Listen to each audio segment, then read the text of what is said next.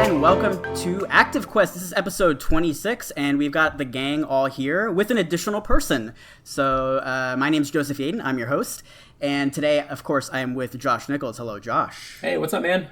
How's it going? It's good to hear your lovely voice. It's been a minute, right? Oh, yeah. I mean, you were so busy with E3. Dude, tired is... I wish I was tired. Like, that's how tired I was. Tired would be an improvement, right? Yeah. And Chris Penwell, of course. How's it going, Chris? Nice to be back. It's been a while. It is, and it's nice to hear your lovely voice as well. And today we have a... Oh, fuck, I forgot. Oh, no. Here we go. I got Barry. There it is. Okay, fuck, I got all over my hand. Damn, I didn't get the message. I would have brought a Coke or something. Oh, is it a Coke or a beer? What's going on? No, it's a it's a LaCroix. It's kind of an inside joke. That's it. That's just it. That's the joke. It's just that we drink LaCroix. LaCroix are terrible. Yeah, but they're also tasty. And if you're awful, if you're hearing the sound of a new voice that you haven't heard before, that's because that's a guest we have. That is Chris Souza. So, Chris, you are the founder of Pixel River PR, and we wanted to have you on the show today to talk about E3 and just working in PR in the industry. So thank you so much for coming on the show. I really appreciate that. Oh, thanks for having me, man. I'm really excited. I've kind of seen all of your works before. I used to write with Chris and Josh before at Bagel Games. So it's kind of nice to see how everything come full circle. And I'm really excited, so thanks for having the show. I love your guys' are they otters? Yes. They're the best. They're great. Yeah, the ones on the website are adorable. I was really happy with them. Yeah. And Chris Souza, I'm just going to call you Souza for the rest of the episode just because we already have a Chris and I don't want to confuse everybody. He's a better Chris anyway. I'm okay with it. Oh, no, let's not get into that. Bollocks. He's here. We'll put it this way. He's the Britisher one. How about that? For sure. He's got me on that. That's he did just say bullocks, so yeah, he's got me on that. Yeah. So just a quick little story before we get into some stuff here. Well, a couple things. So one, Souza, you and I have exchanged emails and stuff for a while now because you've done PR for games that we've covered on PlayStation Lifestyle. So we actually have known each other known of each other, I guess, for a while. And then we spoke at E3 at the FIG a few weeks ago. So that was really cool. And it was really awesome to just have a chat with you and just, be candid. And it was just really interesting. So yeah, I really appreciate you coming up to me and having a chat. Oh, thanks for talking to me, man. It's always nice to kind of put a face to I see your Twitter profile looking all handsome. That's great. But it's nice to actually get to talk to someone, especially after you're sending them emails for years and years. So that's why I love E3 anyways, because it kind of brings the whole industry together, obviously, but you get to really get to know people a lot better than just through single word emails. Right, exactly. And another thing too, before we get into some news, so you started out, and I know we'll get into this in more depth later on, you started out at Bago Games and Goomba Stomp, right? Those are the two sites you originally started for. And I know we talked about this before, but I just think it's so funny that I applied to write for both of those sites when I was starting out, and they both denied me. And I think that's so... They wouldn't let me write for them, I guess. I thought my writing was shit, I guess. I don't know what happened. And I just think it's funny that those are the two sites you've written for. Just kind of ironic. So yeah, they're missing out. Don't worry. You're doing bigger things now, so you're all right. That's very nice of you to say. Cool. So let's talk about a couple things we're going to be discussing on this episode. So yeah, of course, we're going to be diving into Souza's sort of career and working in PR, which is something that I'm not too familiar with. I know a little bit about it, so I think it's something that maybe a lot of people will enjoy learning about.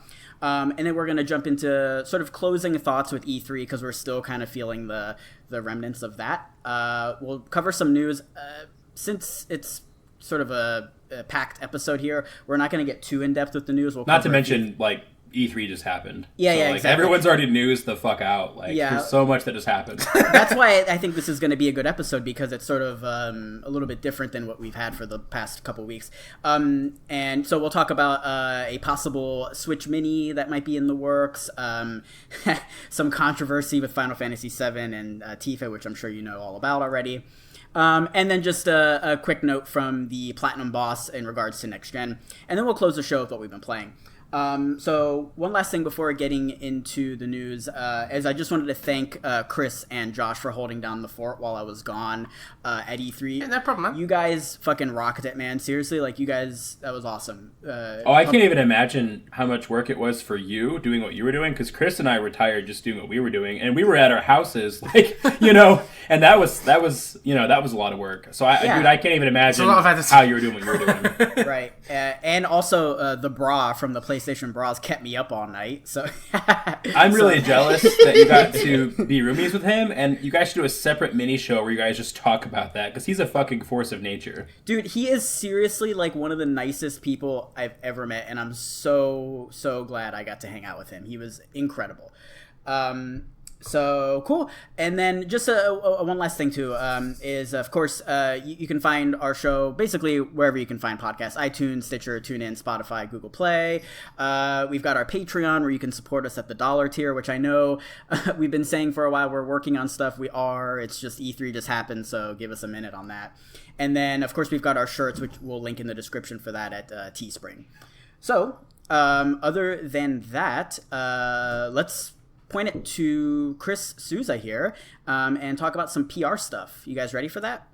Awesome. Cool. Yeah, ready to go. Let's do it.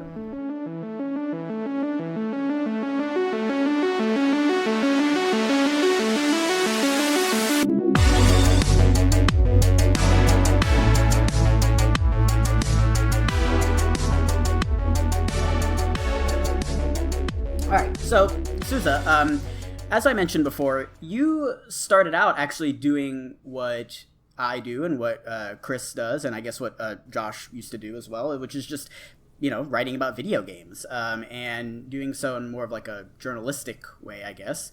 So talk a little bit about that and how, I guess, that transitioned to working in PR. Yeah, I mean, basically, like when I had first graduated from college, I really wanted to either go to grad school or work with games, which I know are very, very different paths. But, I was either like, hey, I can go in debt and like do something I might not like, or I can like take a little break, write about some games, just see how this all works out. So basically I just said, fuck it, let's just try it. And I started freelancing and doing news at Goomba Stomp as well. And as you guys probably know, and anyone else who's been in the industry knows, it's really hard to make a living kind of writing about games. A lot of sites are either just trying to get you to write for exposure, or when you do finally write for someone, like some of the pay, we'll say, is very little. So it's really hard to kind of, find a kind of financial backing on that. But I really, really am passionate about the industry. Like not only was I even like working at like GameStop or Best Buy, I had done those jobs before too, because like I loved games, and I was like, how can I make this kind of a lucrative career rather than, me making, like, I wrote for one website that, in an entire year I made like $70. And dude, I hear you, dude. It's almost more insulting to make $70 than zero. Yes, right? Like, exactly. Like I remember when my first like big article I got paid for, I was so excited. I spent 12 hours doing an interview, transcribing, and then to see like the 50-cent pay, I was like, oh my god, what have I done? Right. So like it'd be like Joseph said, it'd be less insulting if they just didn't. Yeah. Because I had my hopes up, like when, especially they're like, yeah, it's a paying gig. And I was like, oh, here we go, I made it, baby. Yeah. Oh, you didn't know it was going to be 50 cents? No, yeah, they did not send me. They never sent me like a kind of outline of what I was getting paid. But be fair, I did get my exposure, I guess, there, and it all worked out. Really, it's more I wanted to find a way to get financially sound while also kind of staying in this industry that I'm so passionate about. So I started reaching out to places. Whenever I go to any show, I'd ask all the PR people like how they got into the industry, like do they have a degree, like what do you need? And it seems like everyone's very different. Everyone has like a very different backing, and it seems like there's no like cut path. Some of us just kind of get lucky, to be honest with you. Mm-hmm. And the best way to do that is just to talk to everybody and anyone you can, and just make connections. So I think luck is a definitely, like, it's a good point to that. But also I think if you just like keep doing it, not that you can make your own luck, but like statistically something will have to work out eventually if you keep doing it, right? Like, yeah. I don't know if that's true, but that's sort of what I've discovered. My favorite example, I know this is slightly off topic, but my favorite example of like there not being a cut path for like what you're doing is fucking Miyamoto showed up to his interview at Nintendo with like puppets. Oh my god! And the guy was just, I forgot who interviewed him. I mean, he's like, he used to be the guy, you know, in charge of Nintendo. I just forgot his name.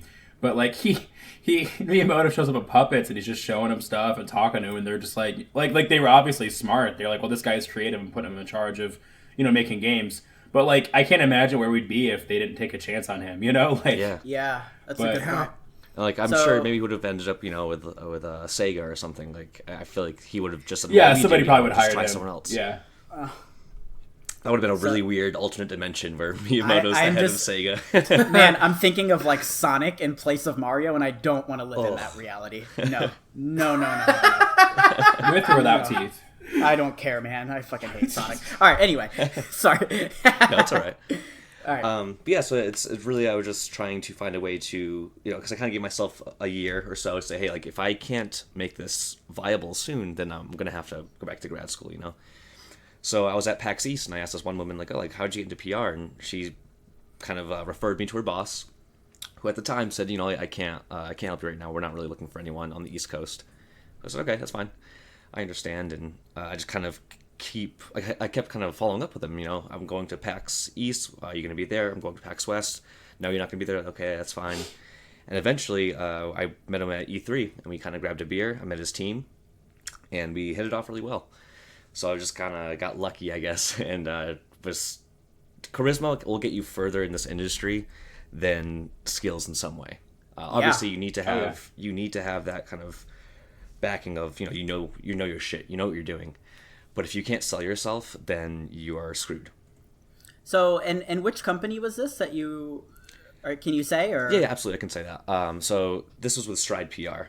So they're one of the biggest PR agencies in the world, actually. And they do PR for games like Hand of Fate. Oh, cool! Brawlhalla. I like that game. Well, they used to do Brawlhalla. Now Ubisoft bought them, obviously. Right. As well as they do Penny Arcade as well. So I got the pleasure of working with like PAX. Wow, that's awesome, man. Yeah, it was really cool, and it was a great company. And which E3 was this? How long ago? So this would have been E3 2017 is when I met them. It was actually right at the JW Marriott, where everyone kind of goes after the Fig closes. I know exactly what you mean. Yeah, I was right there a few weeks ago. Man, that's funny. That was my first E3. Was 2017. Same so here. It's so funny. We were there and we didn't even know. I know, we probably walked by each other. Yeah. Huh. Cool. So you started at Stride, and then tell me about what you did at Stride. So at Stride, I was an account coordinate. So basically, I would kind of just do a lot of the groundwork. So all the press releases, all the drafts, all the outreach itself, I was kind of the head of that. So like for Brawlhalla's PR campaign, I was literally like the head of the PR. So I was doing all the outreach. I got them like reviewed on Kotaku. I'm sure, I think you guys covered it as well. PlayStation Lifestyle. Video games, yeah. I actually did the review on that. Oh, awesome! Thank you. I appreciate it. Interesting. Huh. Cool. So yeah, it's a lot of. I did kind of all like the groundwork and all the kind of drafting of press releases and pitches, and it's a lot of work that really goes into it. I can't say everything, obviously, because it's not really my company to talk about. Right. Of course. But we'll just say like I was kind of the head of like the outreach there. And kind of taking care of all the groundwork of actually getting, announcements out there and getting games reviewed, and on obviously places like YouTube and Twitch. Interesting. So, so you did that for a while, and how long were you at Stride? So I was there for actually an entire year. My last week was at the E3 the year after. Oh, cool. And did you know that was going to be your last week? Like, did you? Yeah, was it all? That was my choice. Yeah. Okay, gotcha. I just want to. Cool, interesting. Like, so yeah, then, I got fired. Yeah. Interesting. So, and then of course, your next move, right? Was that was when you founded your own company, correct? Yeah. So I mean, after leaving your job in the games industry, you go through like a really sense of panic, because obviously it's so hard to get into the industry itself. So like. Leaving, I was really worried. Like, what if I'm making the wrong move? Like, you're like, I'm in. Back in. Yeah, I'm in. What are you doing? Like, oh man, I bet that was it was terrifying. Yeah. But the way I thought about it is that I was planning on proposing to my at the time girlfriend, who is now my fiance. So everything worked out. Nice. And then, I'm looking forward to like starting a family and getting a house. So like, I loved my position there, and I love the company. I still see actually, even at every single PAX and E3, we still meet up and get drinks. We hang out. It's like a little family. But I figured like, hey, if I'm gonna take a risk, now's the time. I can't really quit my job and start a company once I have kids. It's not going to be that easy, you know? Yeah, true. It'd be even scarier. Yeah, it'd be very scary. So, I mean, what sparked that idea, though, of I could probably be doing better if I had my own company? Like, was there something, like, do you remember, like, just like something that clicked in your head of like, oh, that's what I need to do? I guess it was more like the idea of like everyone wants to be your own boss, you know? You want to be able to wake up when you want to wake up, you want to do work when you want to take time off when you want, and not have to really worry about the stress. So, I mean, when I first quit, I was like, I'm going to make the best company right now. I'm going to make Evolve 2.0. But it was more like I left and was kind of like, I'm going to take things slow. I'll look at some potential opportunities. I actually applied to some places, and they gave me, I actually got interviews, and I did really well, but the pay wasn't what I wanted. Like, I'm just not going to leave my comfy job to go into like another comfy job, you know? So eventually, over the summer, I just kind of started to make my own contact list and kind of doing all the work that really, I guess, takes to make a company, which is really hard. And I guess it's not really surprising, but I guess it's harder than I thought it was going to be. It always is. Yeah. So it was really stressful, but eventually I kind of got all the pieces together and said like, hey, I talked to my fiance. I said, like, this is my only chance to really do this. So I think we should do it. And she's not only just like she into games, but she's also very supportive of me, thankfully. So she's been like my number one like backbone of like, yeah, like hell yeah, go do that shit. Right. Man. Yeah, So, it was really hard though.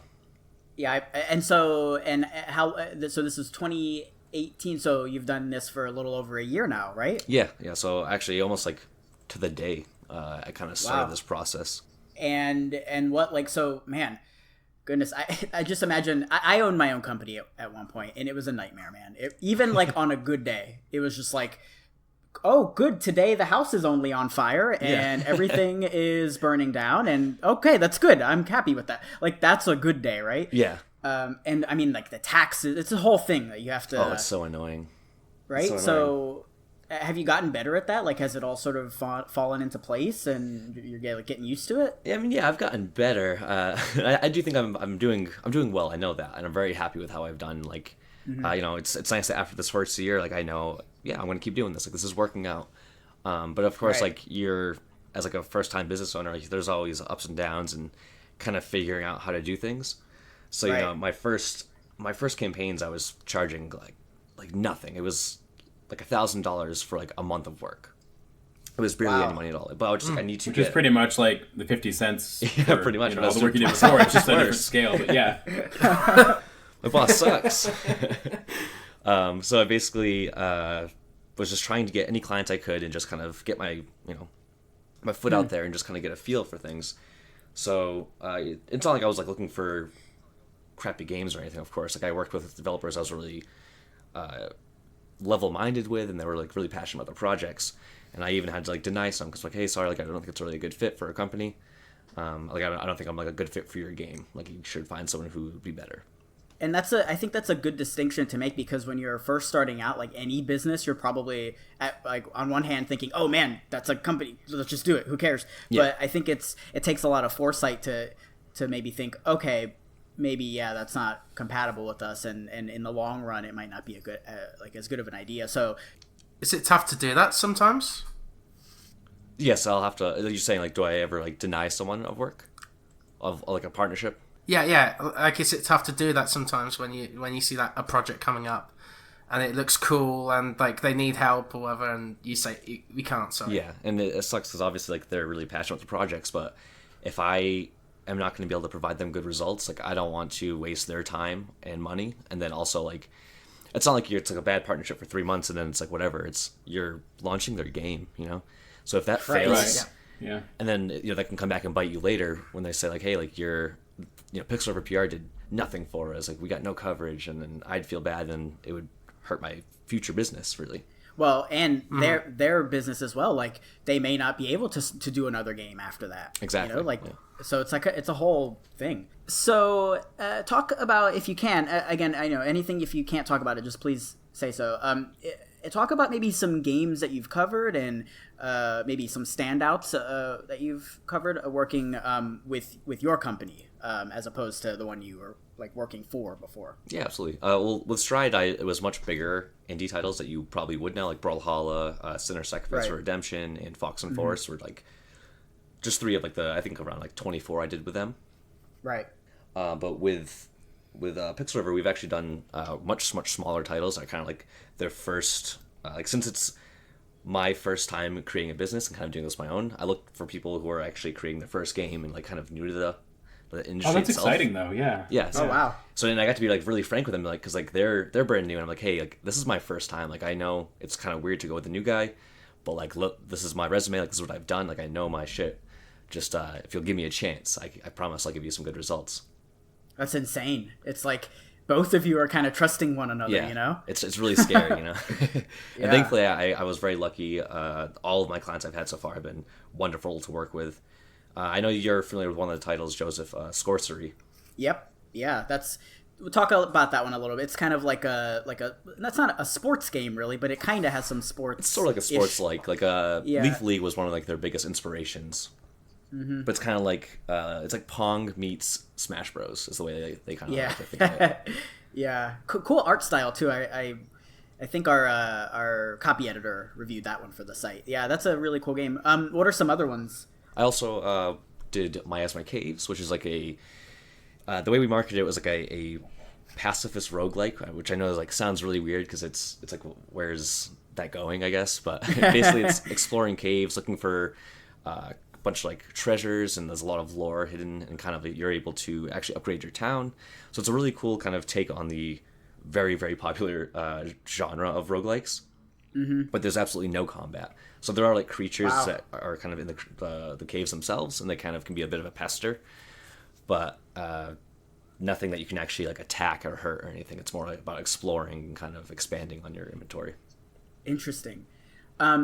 And so one thing I was thinking about too is like, okay, so you own your own company, you can pick which games you want to cover. That's like a huge luxury. So when working for Stride though, is it set up in such a way where like you just get like assigned a game to cover, and like what if it's something that you don't like? Like is that a scenario that happens? So without or saying not, anything, are you not able to talk about that's that? okay. I can say it in a general broad sense that PR agencies generally, especially ones that are smaller, can you can like work together to say, hey, like I really like this game that we just got. It's like a potential new client, and like this manager is more into shooters, and this manager's more into platformers. Like they know each other well enough, and they know like, hey, this is better for you.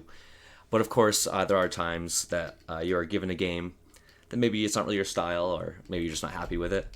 But that's just business, you know. So I get it. Yeah. That's kind of It sounds kind of like assigning reviews. Exactly. Like, okay, usually this is good for you. Usually this is good for you. But look, he's busy, so I need you to review this. Yeah, that's. I've had to review a NASCAR game and I'm English. Oh, I'm American and I would not want to do How that. do you think that went? Man. Oh, but actually, to give That's you an funny. example, though, so I've been playing Smash Bros. Competitively for about 5 or 6 years now, and I was a big fan of Brawlhalla. So when I first got brought onto the team, that was one of the reasons why they actually wanted me as well, is because I have the kind of this esports background specifically for platform fighters. So they kind of, once I became part of the team, they shifted it around and made me the lead on that account. So like, you know, you play to your team's strengths and weaknesses, of course, and kind Right. of, but like sometimes, you know, for me, I play a wide variety of genres, but it's really just like sports games, racing games, and like RTSs that I just, for some reason, just can't get my head around. Like I just like not a huge fan. Right. And actually, I think those 3 genres are common ones that a lot of people just have blind spots for. Yeah. Just because a lot of them are so complicated. These fighting games take a lot of skill. Sports games, you have to be in the know You're either with interested sports. in it or you're not. Yeah. Yeah, and like RTSs are complicated too. So I think, I don't think that's unusual. So yeah, that makes sense. I mean, I think like Josh said, it works the same way as covering games does, in that, you know, I think it sounds like if there's somebody who maybe is more into a certain genre, that, you know, they might have precedent over that or whatever. But if something needs covered, then it needs covered, and someone's got to do it, right? Exactly. Yeah. Interesting. Are some genres harder to cover than others? Absolutely. And maybe man. a platform would be harder because there's so many out there. I mean, obviously, the market itself is definitely oversaturated in many ways, and especially I feel that indies, for some reason, tend to gravitate towards platformers at first. And I mean, I guess it's because, that's where we all kind of started with Mario or Donkey Kong, and it is hard to find sales in that market just because, it's just so overpopulated, and it's like, well, why are we going to buy this brand new indie game that's a platformer when, something like Celeste just came out? Oh God, yeah. Which is like one of the best games of all time. Like it's highly regarded as one of the best indies. Yeah. Interesting. So it is hard on like a sales perspective, but for like a marketing perspective and like actually getting coverage for these guys, it's actually not that bad for platformers because everybody likes them. Oh. It's like everyone's willing to cover them as long as like the graphics are well done or like the art style is intuitive. Yeah. People are usually willing to cover it. I imagine that a sports game would be harder to cover, kind of like those blind spots like you were saying before. Yeah, there was this a few weeks ago. There were these. It's like a billiard game, snooker that came out, and it was. I don't know if I like that name. I think that's a bad word in British because Chris is laughing. Snooker, whatever. Snooker. Anyway. And there were two of them that came out within like a 1 week period of one another, and I'm just like, dude, what the fuck is going on here, man? I've never even heard of this. I feel kind of weird hearing that word. It sounds like a bad word, like Josh said. Anyway, yeah, that's a good point. Why did I cover that? Why did I cover Snooker 19? Interesting. And so we have to wrap things here a little bit on the PR side of things, but I just have like a final thought, and then I'll throw it to Chris and Josh. Where do you see your company, Pixel River PR, within the next year? What's sort of like the future looking for that company? Do you have any goals or aspirations for the company? Yeah, absolutely. So basically, the way I thought about my first year is that it's going to be rough. Thankfully I saved up money beforehand to like as a financial backbone, but I wanted to say this first year I'm just going to test things out, try things differently, and just figure out how I want to kind of make the future of Pixel River PR. And then my next year now as we are like going into year 2, I want to expand hopefully, but like very, very little. I'd like to get maybe like one other like full-time employee and have enough clients. Hey, I'm ready. I'm available. You're hired. There we go. See you guys. So I'd love to do that, but of course it's like then now I have to start looking into like healthcare benefits, and I need to look into getting not only my salary but also someone else's salary, which means I need to like double the clientele or raise prices. So my biggest thing for this next year is raising not only like my clientele but also kind of raising the company and exploring kind of new ideas on that. Good. I think those are. I just want to say goals. good on you for considering those things, because I see small businesses a lot of the times go, well, I can't afford to pay you, or I can't afford to give you healthcare.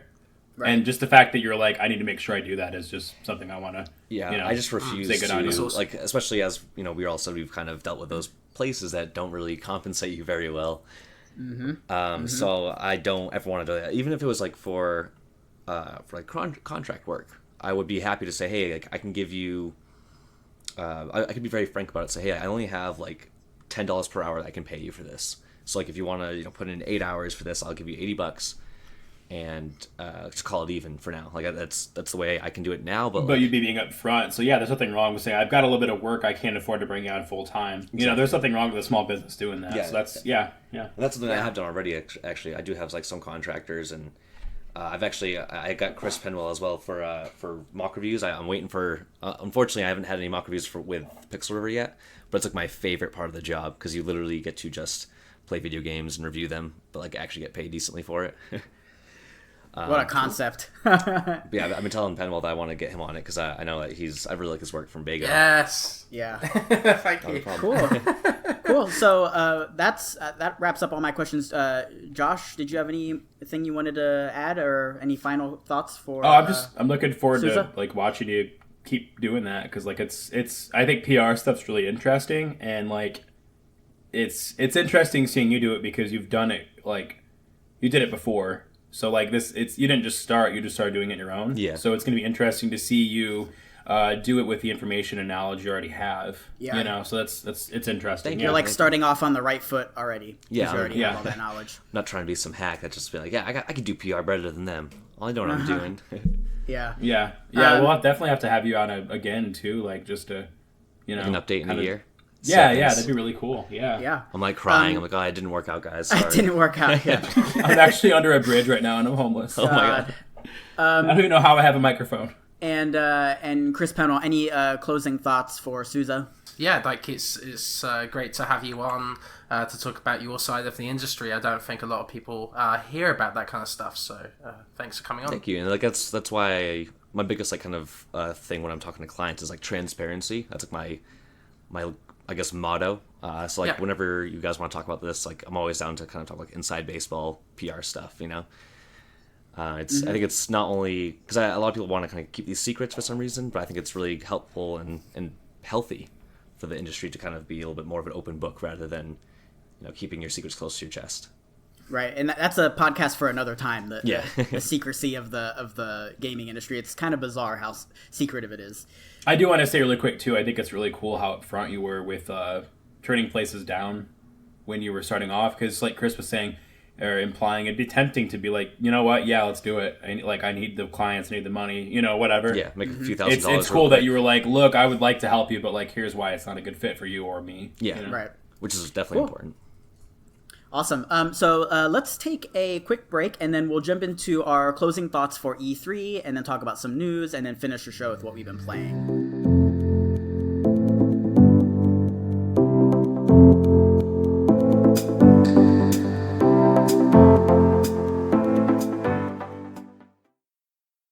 All right, everybody, and we are back. So yeah, with it being a couple weeks out from E3 2019, we just wanted to give sort of our closing thoughts on the show, because I wasn't here, so this is like my first week back since E3, and I know Josh and Chris were both covering the show, and so we actually haven't even had a chance to talk about it. And then, of course, Souza, any thoughts you have as well, I'm curious to hear. So I guess let's just sort of go round robin style, and we'll just have like a quick little conversation. Chris Penwell, closing thoughts for E3. What were your general takeaways, best game of the show, notable moments, that kind of thing? So E3 2019 was kind of like a somber, kind of like somber year, like as we're transitioning to the next generation of consoles. I'm pretty happy with some of the games that were revealed though. Like the Avengers looks really sweet. Final Fantasy VII Remake. Like I love the new combat system, and the graphics look amazing. Mm-hmm. And Watch Dogs Legion with its whole like you can control any NPC in the game. How wild is that, like, man? It's just mind blowing. That is absolutely mind blowing. So there have been great games that were shown. Yeah, exactly. Yeah, I hope they do it right as well. There's not a lot of like repetition of the same kind of aspects of characters within the AI, within the NPCs or whatever. But yeah, like it might have been a disappointing E3 for most. I especially didn't like the CGI cutscenes for trailers, like Elden Ring and all sorts of like a bunch of interesting kind of games from Bethesda. But honestly, for me, like if I want to reveal a game, I'd want to show the gameplay and what people would expect from it. Yeah. And like for me, when I see a CG trailer, it's just like I don't care. That didn't make any impact on me. But what's your thought on that, Souza? Like, what did you think of the CG trailers, and do you think they're useful I think there's a way to do it. for something like Elden Ring, I feel like there's no need because like we know what we're gonna get with that. That's a good point. Yeah, like, we know it's gonna be like Dark Souls, you know, and so it's like yes, you're showing us some cool lore backstory and like this weird dude with a sword, but like show us something new. Like the thing that people like about Dark Souls is the lore. Yeah, I get that, but not for a trailer on an Xbox stage, you know. Yeah. But conversely, I think that Ghostwire had the coolest trailer of the entire conference, of the entire event, we'll say, and that was done really well because it's something, you know, he's literally like a horror game legend. You know, he created the first Resident Evil, so to have him come out and be like, hey, this is a brand new horror title, and just show something that's really interesting and bizarre, and like frankly like really fucking creepy. Honestly, I was like freaking out in the crowd. Spooky. So adorable. Yeah, I love when she said that. Everyone lost it because it was just cute. She was just so into it. Spooky. Interesting. Yeah, I think that's the way to do it. We're like, hey, this is a brand new IP. There's some story going on in there. Like you're actually getting a feel of what the gameplay could possibly be, or like what the enemies could be. But something like Elden Ring is just kind of like a waste of time. Like we know it's going to be like just show us like some gameplay, or clearly they're not ready for that. So I think it was just kind of revealed too early. Well, perhaps like it's because of the leaks, like that it was disappointing. Like if we saw, like George R.R. Martin, like for the first time during that E3, that would have been a big moment. Yeah. But yeah, kind of like Keanu just showing up and no one knew about it. That was amazing. Yeah, exactly. That was wild. And Souza, since you were already just talking, any closing thoughts for E3? I mean, yeah, there's not much you can say about this year, I feel, because obviously we're in a bit of a gap year. Like next year I think is going to be wild. I think Sony will be back. I think they're gonna bring out all their big guns, show off the PS5, all the all that is gonna probably bring E3 back into the fans' arms, because right now E3 is in like a weird spot where people keep saying, oh, E3's dead, E3's dead, and on a event perspective it was pretty light. Like the West Hall was like pretty empty. And there were at least 3,000 fewer people there, if not more. Yeah, I could actually walk, which was honestly fucking amazing. God, yeah. I loved it. Right? Yeah, it was awesome. But it also made me sad.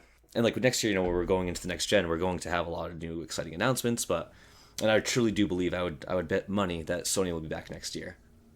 Yeah. I think they made the right move on. Yeah, it'd be stupid not to be, I agree. Right, yeah, when they first announced it, everybody was kind of like in awe, but after having seen the show and everything sort of has died down and the dust has settled, I think we're all like, no, I think Sony actually made the right call on that, and we were just like quick to judge them. So yeah, I'm with you. And Josh, give me your final thoughts on E3, and then I'll give you my take, and then we'll move on to some news.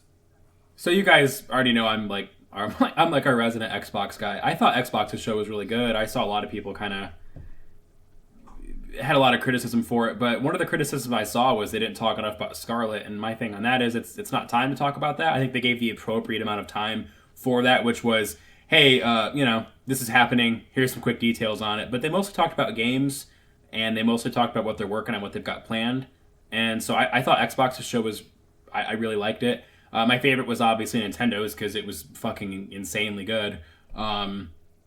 The only show I didn't like was Ubisoft's, and like whenever I say that, everyone's like, "But Watch Dogs, yeah, no, that was great." But the show, their conference was not good. Yeah, I mean, I think the pacing and just everything was just. They opened up with Watch Dogs, which was awesome, and everybody was like, "Oh man, is this what this show is going to be like?" And then that was kind of like the best thing they had. Yeah, I mean, really fizzled out very quickly. Yeah, I don't know. Yeah, I mean, it almost really would have been quick. better to close with Watch Dogs, because then at least it might have like given you like a perception that it was better than it actually was. I don't know. So my takeaway, my big takeaway, was you had Sony skipping out, which I understand why they did, but Xbox showed how you could avoid skipping out and still put on a good show, and I think Ubisoft showed how, at the same time, if you don't have that much to show, don't show up to E3. I think Sony was in the middle where they showed how it could go either way, and I think Xbox put on a good show. I think Ubisoft didn't, and I'm talking a show. You know what I mean? Like that's why I'm not ragging up Nintendo, because they didn't have a physical. I mean, they had a physical presence, but not they didn't do a conference. So and then I just wanted to have the last thing I say be Bethesda's show, because I think that it'd be interesting to talk about, because Chris didn't like it and I loved it. I want to know what you think. I thought Bethesda's show was really great. Chris didn't like it, so obviously I want you to talk about whatever you want to talk about. Yeah. But I definitely want you to touch on that too, because Chris and I haven't gotten to talk to you about it. You know what I mean? Yeah, I don't know. I mean, I thought it was fine. I think Bethesda also sort of shot themselves in the foot that one year when they came out, and it was just banger after banger, and that Fallout 4 was coming out that fall, and it was, and like ever since then I feel like their shows have just kind of declined. I thought it was good on them to sort of acknowledge that Fallout 76 wasn't I loved how they handled great, that, and a couple of their games they showed there I think were interesting, but man, I think they're a company that maybe could skip a year or two, or have something comparable. Yeah, they were kind of in the middle of Xbox and Ubisoft, where like there was high points and low points. And maybe they could have trimmed the fat, but oh my god, that shit, what's it called? I just forgot the name of it. Deathloop. Yeah, wait, Deathloop. so excited for that, both of them and... look really interesting. So yeah. Yeah. But yeah, I thought they were both CG. Yeah. Oh, that's something else I wanted to say really quick, Joseph. I'm sorry, I hate to like take it. I just forgot to say this. I am with everyone. Like all four of us don't like CG stuff, but I also get it because they show off gameplay. Everybody's an asshole. They criticize stuff, and that could be really early footage. They might not be done, or like Phil Spencer mentioned when he was talking on Giant Bomb with Jeff Gertzman. Which, by the way, if you guys haven't watched that, fantastic interview. He sits down with Jeff Gertzman every year after E3. But he talked about how they don't like to show off too much stuff too early because then they might get boxed in, and then people might want something, and the developer might later be like, well, no, we don't want to do that, or we don't want to do it like... So, like, I mean, I don't get this. I don't like the CGI thing either, but I also think it's our fault. Yeah, I think that's fair. You know? So, I mean, it's almost like I feel like the internal discussions on that have been they don't deserve to see gameplay because they're all fucking, like, assholes about it. You know, like, I would not want to show off my game either because... You either win or you either the game is either looks great but everyone's like, yeah, it's fine, or everyone's just jumps on you. What happened to the puddles from Spider-Man? Yeah, exactly. Yeah, like and Phil actually, that was actually what Phil brought up when he was talking with Jeff Gertzman. He was talking. I mean, I'm paraphrasing, but he pretty much said Insomniac faced unfair criticism over the puddles. Like that didn't matter. They didn't change that because of technical reasons. They just changed it because they felt like changing it. But of course, that turned into a meme for fuck's sake, you know? Definitely. It's just awful. So like the Watch Dogs stuff, you know, like initial Watch Dogs stuff, and then the puddles and stuff like that. Like, yeah, I want gameplay trailers, but at the same time, we don't deserve them. I think Deathloop was done really well, even though it was CG, because it's showing we still haven't seen the gameplay, but it's showing an interesting gameplay loop that we haven't really seen before. Yes, showed the concept. Yeah, so that's cool. I think that's done well. But I see what you mean, Penwell, about like all these other, you know, just flashy, just to be flashy and doesn't tell you anything. Yeah, I mean, I totally agree with you guys. I'm also just like, we ruined it. we don't deserve it anymore. So closing thoughts for me, Keanu Reeves is fucking amazing. That was so cool, him coming out on stage. Like, what a surprise. Everything always gets leaked early, and that was actually something. I don't know how they kept that under wraps. I can't believe none of us have mentioned fucking Breath of the Wild 2. Are you serious? Like, holy that was... shit. I feel cannot like believe. we didn't have enough of like those like one more thing announcements, you know, like Nintendo was the only one that really kind of brought the fire. They always have a good one more thing. Like when they announced Smash Brothers. I thought Banjo was going to be the one more thing, but then Breath of the Wild 2, you fucking kidding me? Like, yeah, wow. It's crazy. Also, the way they teased Banjo, it made it seem like it was the Duck Hunt Boys. Was great. And then Cyberpunk 2077 looks incredible. I get why that's behind closed doors, though, because it there were a little bit of technical issues with that, but yeah, I mean, just a little bit. I mean, it's not finished, so you can't really say a whole lot. And that's what I'm saying, like that right there. And Chris, I'm totally not like hating. I'm just saying, like immediately you're like, oh wait a minute, and that would just like be a fire on the internet. So that's why they're just like, you know what?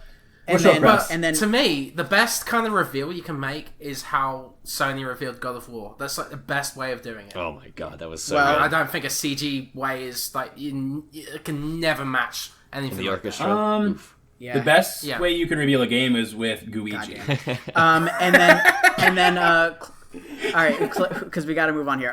Closing thought for me too. Final Fantasy VII looks absurdly good. Like it was the best phenomenal. I cannot believe how good that game looks. And it plays very well. Yeah, and it looks like it does. I didn't actually get a chance to play it. So yeah, just sort of wrapping up E3 there. I wish we could talk more on it, but we gotta move on here. Are you guys ready to just jump into a quick few news stories here before we close out the show? Awesome. Cool. So on the topic of Final Fantasy VII, I just wanted to, and this is kind of a weird, controversial thing, I guess. The internet's explosion and sort of backlash to the supposed breast reduction size in Tifa from Final Fantasy VII. What a fucking shit show this is, because it's just like people are overlooking the fact that this game looks phenomenally good. Like, I cannot believe how good it looks. And, I'm not going to play it because her boobs are part of her character. Dude, who gives a shit what her boobs look like? And GameSpot put out this article. Callie Pluggy wrote this article about bra sizes, which I feel like is something that a lot of men aren't familiar with. Like, they don't actually know how that was a good works. article. Yeah, Callie's and then great. also... We need more writers. I think so, like yeah. her. And also, IGN, I believe Casey DeFried put out a similar article, just sort of explaining that no, they're not actually like reducing her size. Maybe she's wearing a sports bra, I don't know, but like just take it easy on this. So yeah, I just wanted to. I like hearing all these female journalists stand up and say, "You guys are all being stupid. Shut up," because like more power to them. Like, yeah, I'm proud of them. Chris Penwell, what were your thoughts on this? I'm sure you think this is ridiculous. It's completely ridiculous. I hate how the gamers, the community, just like get on certain things. Like, they have such stupid comments about games, and they just make this a big deal. Yeah, it's just stupid overall. And I wish people would understand. You know, Tifa's goddamn beautiful in the game. Come on. And even if she wasn't beautiful, like, the game looks fucking amazing. Like, seriously, it looks phenomenal. Oh my god, so they are, good. right? And like, and Souza, let me get your take on this. What do you make of like everybody giving these journalists a hard time for writing articles about bra sizes and sort of maybe approaching things from more of an educational point of view? Yeah, and I've even seen some people from the industry kind of making fun of the article, and I actually think it's ridiculous that they would even think it's like that's important to talk about these things, because people genuinely think that her breasts are small. And, like, I showed my wife, well, soon-to-be wife, and I was just like, they think that this woman is small. And, like, that woman, like, must be wearing a sports bra or has, like, large breasts either way. So it's a whole community that's kind of really complaining about something they actually clearly have nothing, no knowledge Exactly. And that's why those articles are so important. Because if they were right, I guess, then maybe that would be a different story. I mean, it's still kind of ridiculous, but... you could maybe approach it differently. It's one of those, like, the article's point is saying, here's why you guys are wrong, let me explain. And then instead of reading it, they're just like, no, you're wrong. They just want her to have, like, double Ds and not wear a bra and fight. And it's like, well, it doesn't make any sense. Like, why would you think this is a good idea? Also, Tifa comes, like, that game comes from a different era, you know, like, where we had Tomb Raider with the big boobies, right, yeah. and, you know, and, like, that being over-sexualized and stuff like that, so... We live in a different time now, and it's good to see like these respectful kind of like costumes. Yeah, sure. And I hope they don't. Outfit designs. I hope Square doesn't go back and like make them appear bigger or anything. Like, yeah, that'd be so dumb. I think their stance on it dumb. Is awesome, and they need to keep doing what they're doing. The best part about it is that all this outrage is actually just doing the game favors, because it's giving it a bunch of PR. Everyone's making articles about it. Everyone's like, it's in the. I would say it's still. It might be the most talked about game from E3 over Cyberpunk, and mostly just because of the size of someone's breasts, and it's a ridiculous thing to argue about. And it's also good PR, because like Square's handling correct. Like, hey, we had like an ethics department that said, you know, let's make this realistic rather than fan servicey. Right. So that'll Is be bad PR good PR, by the way? That's a good point. Souza, what do you make of that? Sorry, what would you say, Penwell? Is bad PR good PR? Yeah, honestly, like I tell my clients all the time, like I would rather. I'm happy if someone like PlayStation Lifestyle, IGN, if you cover our game, if you review it and give it a poor score, it's actually good. And I know that sounds weird. Obviously, we want good reviews, but even marketplace sales have actually shown like, hey, like as long as your game is getting reviewed, it's going to sell better. Even if they're giving it a 4, people are going to learn about the game, maybe see it in a flash sale and be like, oh, I remember this game, like so and so covered it. Right. Obviously, you want 10s. But getting, you know, a 6 is sometimes just as good as getting a 10 when it comes to a sales perspective. Obviously, like, you know, some people are going to be turned away, but as long as you're kind of getting that coverage, there really is. I really feel like it's hard to say this is bad PR unless, like, you know, it's a scandal or something. Yeah, exactly. So yeah, let's move on here. I just wanted to quickly touch on the supposed Nintendo Switch Mini that was leaked. There was a company that makes sort of peripherals, and it's like a third-party company. Let me get the name. I don't know if I have the name here. Anyway, it's one of those companies that just makes third-party accessories, and there was a mock-up of what this supposed Switch looks like, and it looks exactly like you would expect it to look, like just a sort of slimmed down version with non-removable Joy-Con. And it is just a mock-up from Nintendo Life, though. It's just them saying. Well, yeah, that's what we have in our show notes here.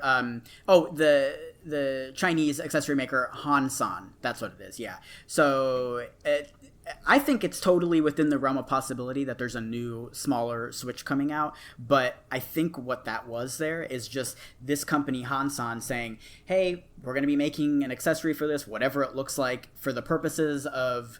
Just like the page and for the purposes of getting everything ready. This is like a placeholder image that was just sort of a mock-up, and I don't think that's indicative of what the actual product will look like in the end. You're right. Kind of like a skeleton article for news. Exactly, yeah. Chris Penwell, what do you think of this? Do you think that's a good point, or do you actually think that there's some validity to what that image looks like? Ever since the Grinch leak, I'm not accepting anything as real. My god! Why? The what link? The Grinch leak from Smash that Grinch was going to be in Slash. Oh my god! Oh my god! Yeah, fair enough. But what do you think? What do you think, Chris? Do you think we'll see a smaller Switch? I think it's inevitable, right? Like, I think so. There's so many outlets reporting it. Wall Street Journal reported on it, I believe. Oh yeah, it's that's Wall right. Street Journal. Yeah. But yeah, I think we're gonna get it very soon, and I'm probably gonna get one. It's like I've been playing with the Switch recently, and I've been playing it portably mostly. So I think this will be my way to go. Yeah. And Souza, I just wanted to get your take on this as well. Oh yeah, absolutely. I think they're already kind of making this more portable Go version, and I believe that they're probably gonna be making an XL version, whatever you want to call it, for like next year. But I think this is gonna be. I actually think it's gonna be launched alongside Pokemon. That's my hot take. Oh man, that is smart. Like maybe like 150, like something that's like really portable, small, no dock. It's like $150, and it's comes with Pokemon for an extra 50 or something. We'll see. Oh yeah, they could bundle it, make it like it's $10 cheaper than the game would normally be. So, but what do you think though? Do you think the system itself will be less powerful and not be able to connect to a dock? I do, yeah. I think this is the casual. This is for the casual market, and also for people like us who just want to purely portable. Well, I'm going on a business trip, so I'm going to bring this with me instead of my bigger Switch. If they made it easier to float your account back and forth, I would definitely buy one. I don't know how that's going to work. That's a good point. My other thing too is like, how will games work? Like The Witcher, for example. Like, will it be able to run on this machine? Like, I think it's going to be the same. It's going to be the same. Well, Souza said he thinks it might be less powerful. I don't know. I mean, I guess specs wise, I don't know. They have to find ways to cut back on the cost, of course, because like if they're going to sell this for, if they sell for $200, I don't really think it's worth it, because that's pretty much the price. The dock's worth $80, right? Yeah, the dock itself is $80. Like pretty expensive. Mm-hmm. Then the Joy-Cons aren't separate anymore, and you have like the one Rumble instead of like they might not have gyro. If it's $150, they might not have that. Yeah. So I guess not specs wise, but they'll probably cut back on maybe like the brightness of the screen, maybe a different kind of screen. I don't know. And then things like like you said, non-retractable Joy-Con, no Rumble, no gyro. I think you do need gyro though, and you could take away the touch screen even. Not every single game needs like right there that would probably save you at least like $40. Right? I don't even like using my touch screen. I feel like I'm like committing a crime when I touch it with my oily Well, mitts. that's true, but there are games that require it though. I don't know how many. Oh no, I agree. I don't like even touching it. OS you can play with a controller. There was it's by Drinkbox. What the hell's the name of that? Vita sword game. What the hell's the name of that game? Severed. So I don't know. That was just one that came to mind. I don't know. I think that's the only one that I can think of. So and if you can't play, I mean, I don't think the casual market really is dying to play Severed anyway. You can play it on your phone. It makes sense though. I really like what Souza said. Like, I mean, they're phasing out the 3DS slowly. Mm-hmm. Pokemon's coming out. It makes perfect sense. So let's just finish up the news here. I just had this quick story from, so I've got the article from Games Radar here, but there was an interview done from the Video Games Chronicle with the boss of Platinum Games. And his name, Satoshi Inaba, and he basically was saying that he's not excited for next generation systems. So I just wanted to pull this quote here and see what you guys made of this. It reads, quote, "It's okay, but it's more of the same, quite frankly, compared to previous generations. It's nothing that's disruptive or super innovative, if you ask me." And then there was another quote that said something to the effect of that it's hard to get excited. Let's see. Quote, "Things like cloud platforms represent innovation and something very, very different. They're platforms that excite me and where I feel there is a lot more innovation happening." So I guess he's seen specs for Scarlet and PS5 or whatever they're going to actually end up being called, and that he's not blown away by it. What do you make of this? I mean, to an extent, I feel like he makes a good point, right? I don't know. I mean, it's just it's more powerful versions. Like, the only difference is hardware. Yeah. And he's making games for the Switch. So, I mean, I think for him, it's just more like more power isn't exciting. Mm-hmm. Yeah, that's a good point. So I think it depends on what you want out of games. You could be more excited by like a Wii U or a 3DS or a Switch, or you could be more excited about a souped up gaming PC or an Xbox One X, you know? I think it's just kind of like, what do you want in games? Yeah. Yeah. What about you, Chris? What do you think, Penwell?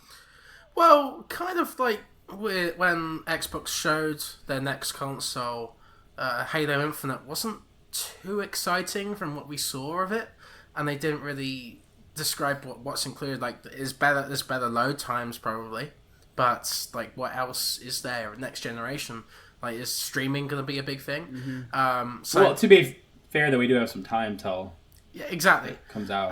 But I think the Platinum Games CEO, like, they're working on 2 Nintendo games, right? So I think he's like more on the side of Nintendo than Sony or Microsoft. I was just going to say, which arguably maybe they have a little bit more room for experimentation than the other platforms, maybe. I don't know. I think that's fair. And they kind of got burned by Scalebound, so when they're trying to make like a prestige first party game, right, with Xbox. So I don't know. Yeah. What about you, Souza? What do you think? I'm kind of in the same mindset, honestly. I feel specs are not something that interests me, really. Like, I'm excited for next gen because of the software, not the hardware. And I think to me, streaming services are more exciting than the idea of Scarlet coming out soon. But I am more excited to play games on Scarlet than I am to stream them. It's like, I get what he's coming from. Innovation is exciting, and I do think that, the new consoles, of course, are going to be beautiful. They're going to be, 8K, whatever. And the specs are going to be cool to see in action, but like actually hearing about them, I don't get excited. But whenever I hear news about Google Stadia or something, I genuinely am excited because I'm like, oh, like, this could be like the future. They could really innovate. Different way to play, yeah. Especially with him being with Nintendo, who are the kings of just doing weird shit and like making like weird business moves. I think he's probably a good fit for that company as well. Yeah, good point. Cool. All right, so I know there was probably a lot more news, but I just wanted to touch on those stories there, and then we'll go back to our regular flow of news on next week's show. This is just, a meaty episode, so thank you everybody for your patience with that. All right, so let's close out the show with what we've been playing. A lot of our games are sort of overlapping, so we'll sort of talk about those together. And let's throw it over to Souza first, because you're playing a game that is so important to me and that I am just... It's the best game of the over year. The moon. I mean, over for this game. So tell us about what you've been playing, Souza. Yeah. So my name is Pedro. Game of the year. No, I'm just kidding. Obviously, Resident Evil 2 is very special to me as well as a big horror game fan. And I was a little bit worried to see how they would do this, but this is legitimately possibly my favorite game in the series. And I've been actually speedrunning it. I got my time down now for Claire it's like an hour, 4 minutes, and 36 seconds. Holy shit. That's awesome. Oh. And I just got anxiety hearing that. I can't imagine doing that. So God, again, this is another episode for another time, but quickly, what difficulty do you play on? Like, do you use glitches? Is it like, tell me a little bit about that. There's no glitches for, some speedruns for certain games are allowed glitches, but like basically the community comes together and says like, these are the rules for this game. Okay. So the standard, most people play on standard difficulty. There is like a small hardcore community, but if you look online on like the leaderboards, it's very, very little. Right. But most people do either Leon A or Claire A on normal, and obviously you can't use any like the cool weapons that you unlock for like beating the game. So you just have to use everything straight. So like with Claire, I don't grab a single weapon until I'm actually like in the lab. I just Oh, kind of wow. run by everything. Well, actually, I do grab the spark shot. The lab, that's in like the one of the last areas of the game. Yeah, so basically, if you don't grab the grenade launcher in the police station, it just kind of pops up somewhere in the lab. I won't say where, just in case you can try it. But Yeah. Oh, awesome. Man, that sounds absolutely fascinating. I had to watch some videos of speedruns while I was working on the platinum for that game, which I did get, by the way. And I'm Nice. very proud of that. And man, seeing some of like just the skill people have is incredible. it's so much fun. You should tune in one day. I do Whiskey Wednesday. It's when I drink whiskey and I stream my speedruns for Resident Evil 2 on Wednesdays. Oh my god, that sounds like the best amazing. time Yeah, ever. absolutely. The whiskey doesn't help. Cool. I need to do Whiskey Wednesday. So, Jesus. So, it looks like 3 of the 4 of us are playing Cadence of Hyrule. So let's talk about that. Yeah, I played about maybe 2 or 3 hours of it last night. It's not an incredibly long game. One thing I want to say is people aren't giving this game enough credit. That it feels like a Zelda game. Like, I know it's for those who don't know, it's like sort of what would you say, like a sequel, I guess, or a spin-off of Crypt of the Necrodancer, which is a music game, a rhythm game. But man, it's like, it feels like a Zelda game. Like, if I wouldn't have known that it was Crypt of the Necrodancer or whatever, like, I would just think I'm playing just like weird, quirky, sort of maybe rhythm focused Zelda game. Oh, for sure.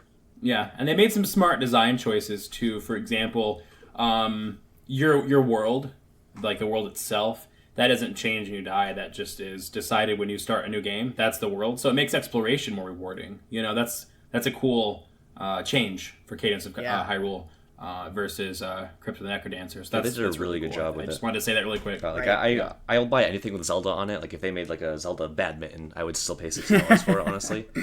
Link's crossbow training. That game's all right. Give it a chance. But I was afraid that it was going to be like Hyrule Warriors, where it's like, oh, this is clearly a Musou game. This is not a Zelda game. But this is legitimately a Zelda game with rhythm.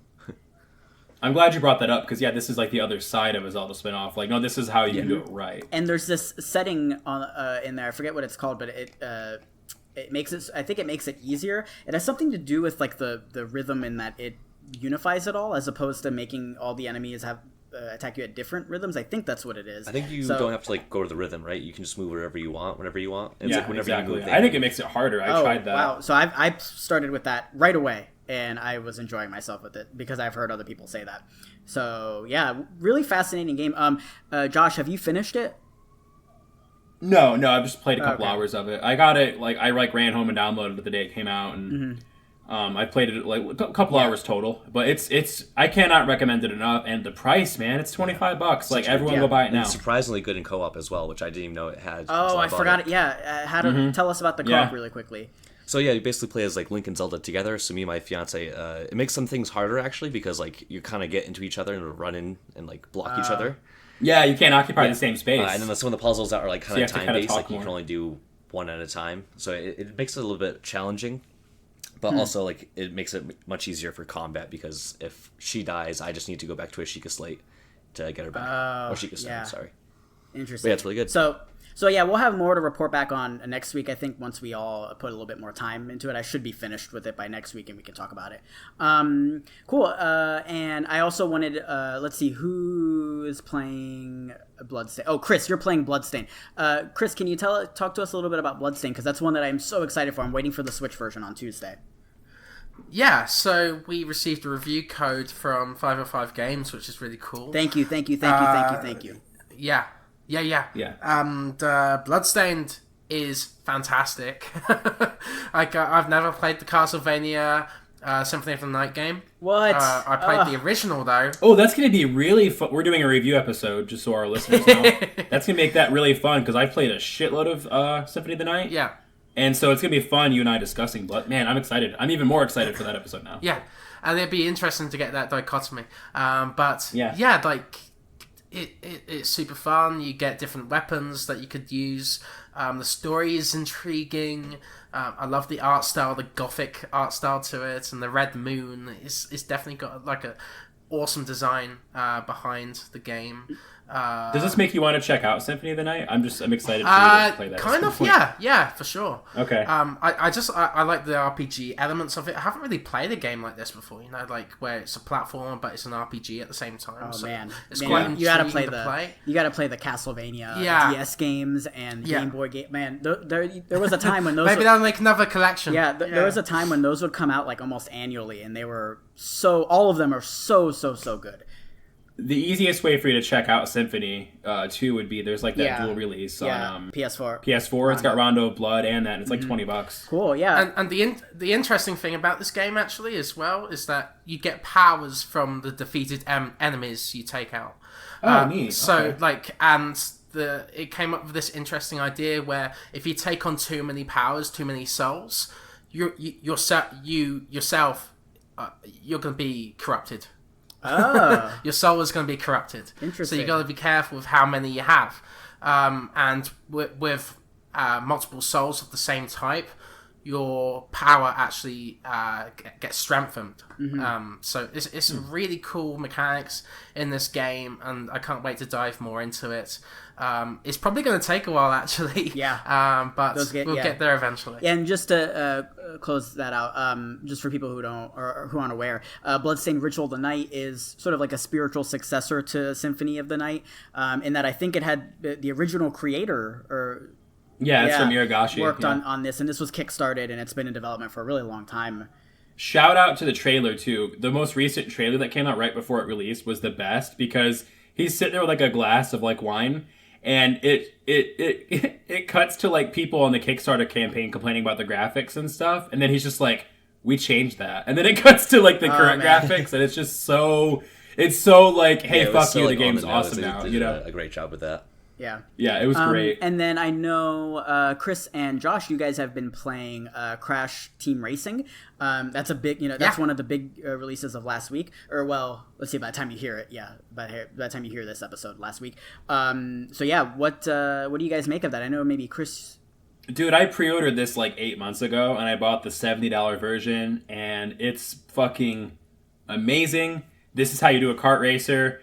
What I like about this is that it's able... I think this game is at least... Even if... I would say it's at least almost as good, if not as good, as Mario Kart 8 Deluxe. And I like that a lot because that's how Crash Team Racing was in Mario Kart 64. Mm-hmm. It was neck and neck with Mario... Like, you could say it's a little bit worse or a little bit better. We could debate that, but I'm saying it could compete with Mario. And that's what this does. And Chris, I saw you tweeted out that maybe you weren't as hot on it. What was that about? Tell me how you feel about it. So we got a code from Activision, which is fucking incredible. Well. Incredible! Like I can't believe we're getting codes for these games. Like what? But oh man, thank you, Activision. Yeah, and it's a pretty good game. Like it's stunning. I love how they changed the tracks to make it more modern.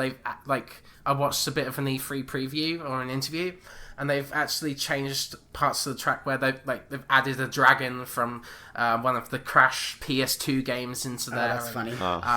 They've made it like they've put in all sorts of different Crash references in the game, so that's great.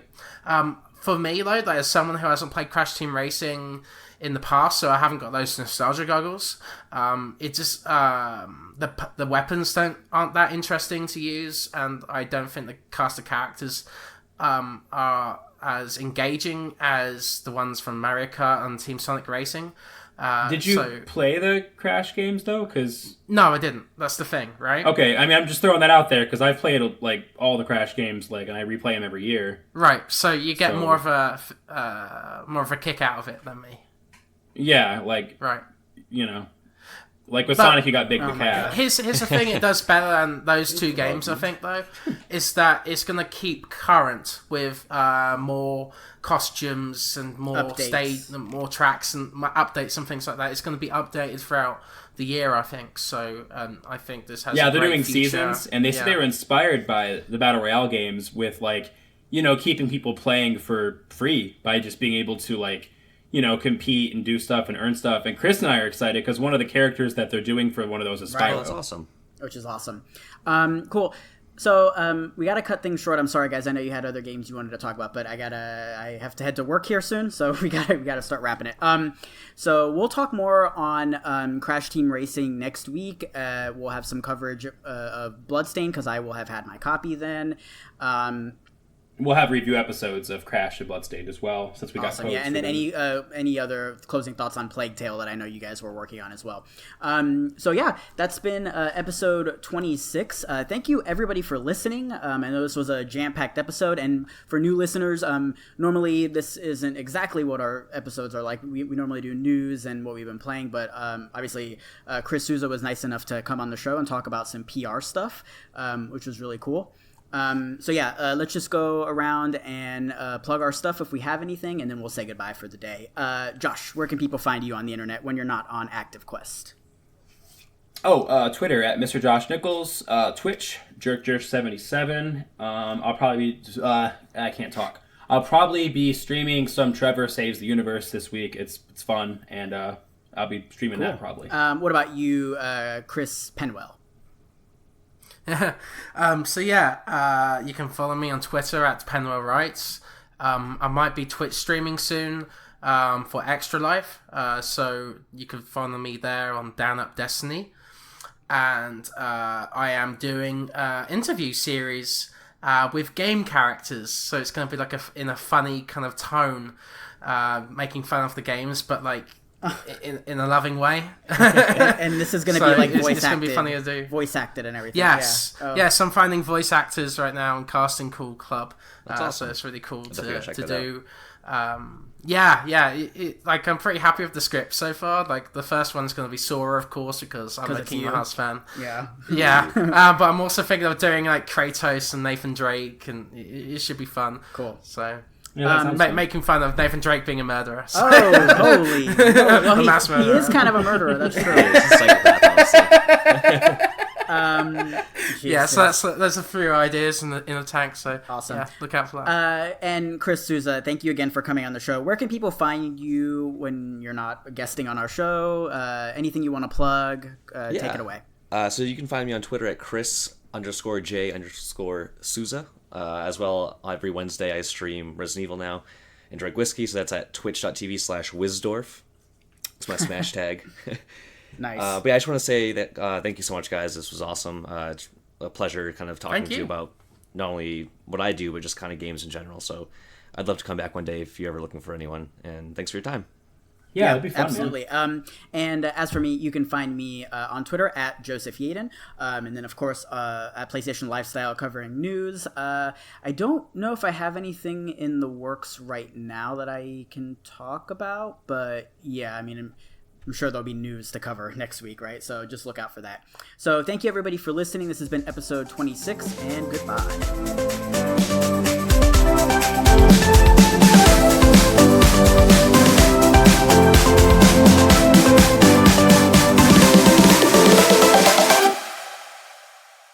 What happened to Cloud's breasts, guys? Come on.